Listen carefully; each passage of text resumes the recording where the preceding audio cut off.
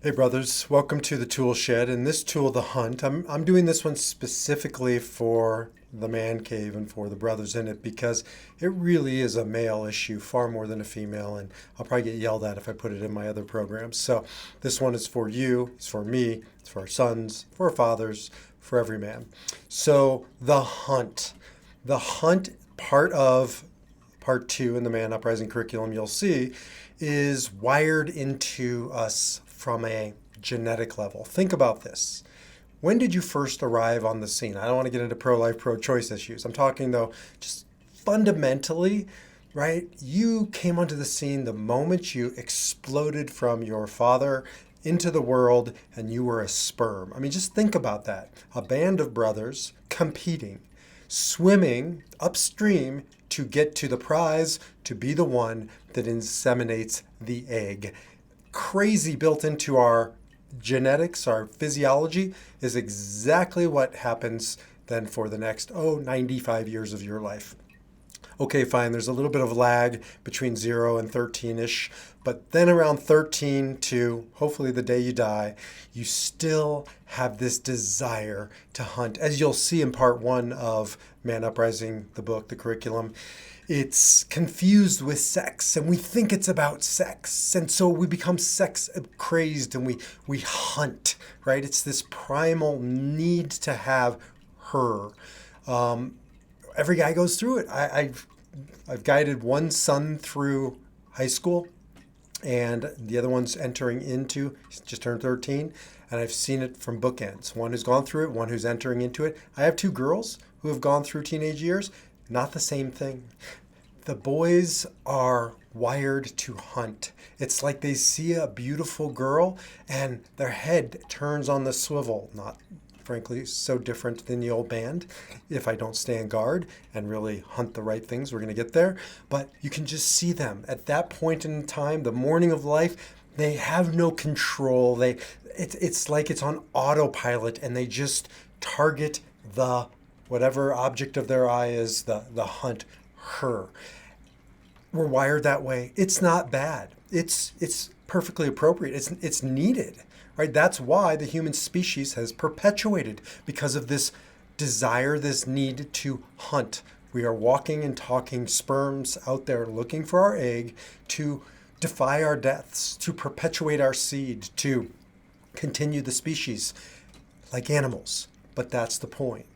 We are animals as men, but as human beings, but we don't have to remain there. See, we have the power to choose. We don't have to live in reaction. We don't have to live on autopilot. We don't have to live victims to our circumstances, right? Just because I want something, you get to a point in your life where, but it doesn't mean I have to have it. Otherwise, that's called an addiction, right? I like to drink.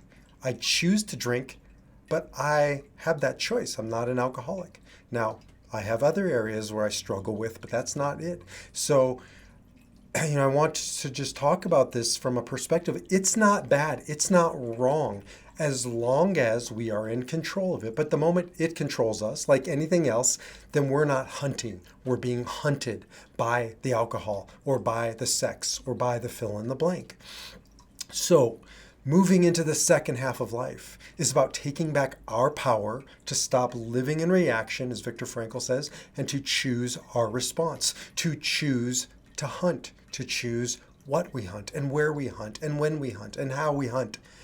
As you get into the second half of life, the hunt begins to change and evolve, and certainly sexuality is still a part of it. However, then it gets into work, and then it gets into health, and then it gets into security, and all kinds of things. And again, the hunt is how we're wired. It's how we're built. We're single focused. We go after what we want and what we need and what we just feel called to do. And we need to stand guard against slipping away from our choice, from our ability to choose our response. That then we're no longer responsible. We're reactive, responsible, able to choose our response. And so when I'm working with men, particularly in the second half of life, but at any stage in life, it's about learning how to hunt the right things and stop hunting the wrong things. Learning when to hunt, where to hunt, who to hunt, with whom to hunt. The hunt doesn't go away. The hunt is with you until the day you die. So I talked about this in part one. Teacher of mine, Dennis Prager, has a radio call-in show. Said, I want all the women to call in and tell me examples of when men were pigs out in the world, out in your life.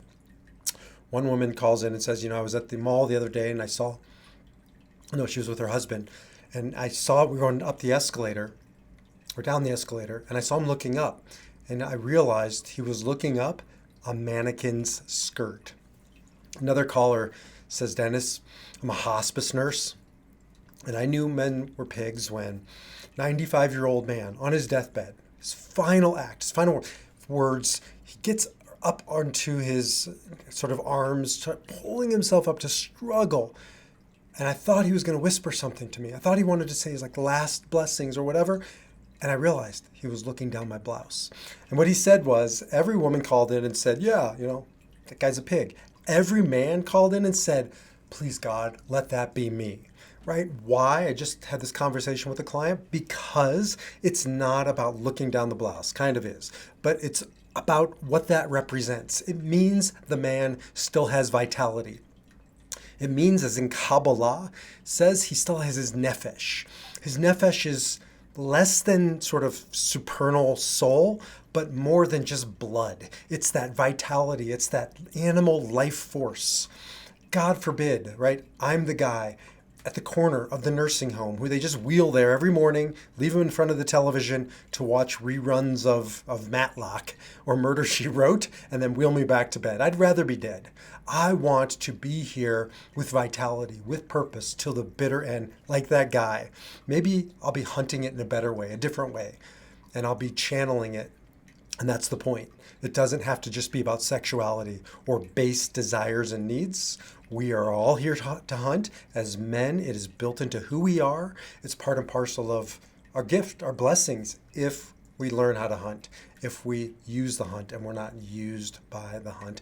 And that's what it means to hunt. So think about what you're hunting, the ways you're hunting, how you're hunting, when you're hunting, and above all else, why you're hunting, and channel it as you rise up into the second half of your life.